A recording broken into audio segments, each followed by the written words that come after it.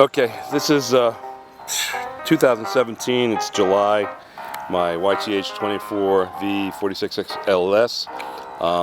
I had a surging problem with my mower here, and what I'm going to do is take off the hood and I'll show you how I corrected this kind of a cheap way.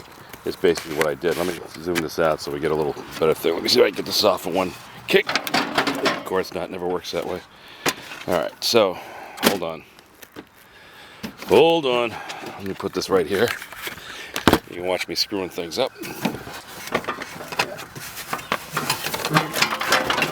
This is going to be a really lousy video, but there you go. Okay, now it's off. Thank you for your patience. So, basically, what we have is the Endurance, which is a Briggs and Stratton. And what I was getting was a surging. It was going high and low idle. And I only store this thing in the wintertime. I just put a tarp over it.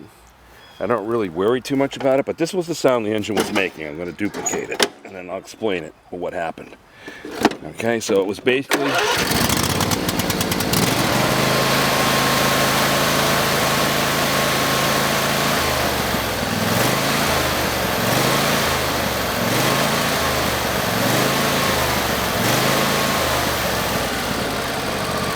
That is how it was surging. It's going to high to low idle. So I had a heck of a time trying to figure out what I was going to do with this. I went online. If you look at Donnie Boy, who has a great site on repairs, the guy's phenomenal.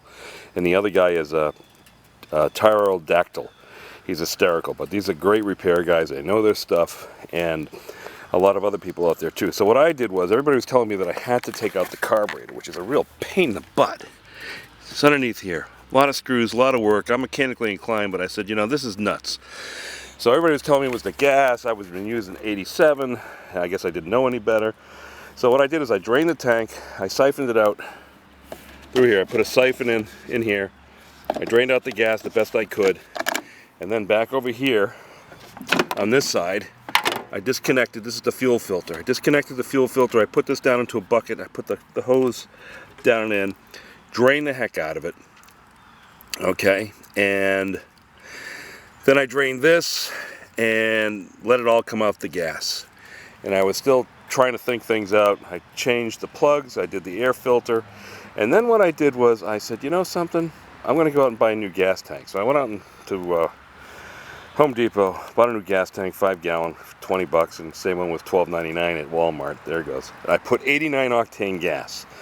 Filled it up, new filter, new plugs, new air cleaner, started it, cut the lawn, took an hour and a half. It was still surging, high and low, but a little bit.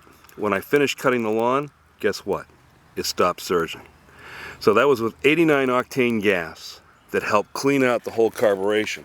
What I also did is when I put the 89 octane gas in, I removed this hose here, okay, and let the gas come out. I connected it back up. I left this connected here. This is the fuel pump, okay? And I disconnected this half. So now when I cranked it and started, I had gas coming out. So I figured if there was anything contaminating the fuel pump, I would at least clean that out at this particular point in time. So that's what I had done. And, you know, other than that, this thing works pretty well. You know, the battery I've replaced once. That's its second battery. And I have a rip.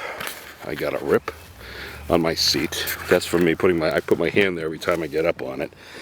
And, you know, like I said, who wants to repair these things? I just want to get on and drive them. Because for $2,000, you got to figure $450, 2 cleanups a year, that's $900. And May, June, July, August, September, October, November, call it 7 months at $500 a month for a lawn service. Hey, you know, you're ahead of the game with the lawn tractor. And I hope that helped you for the surging. And you get comments, you can write me. I was only kidding on the first video, that said don't write me. That was supposed to be humor. But, you know, these are all made by 1 or 2 companies. You know, the John Deere I was going to get was a 170 to 160. And this is easier to repair on your own than a John Deere is. The other thing, too, is the closest John Deere dealer was like 25 miles away. Whereas if I need parts for this, it's a 10-minute ride. And I got parts for this. That was the other deciding factor. But, you know, they all pretty much do the same thing, and it's dependable, hopefully.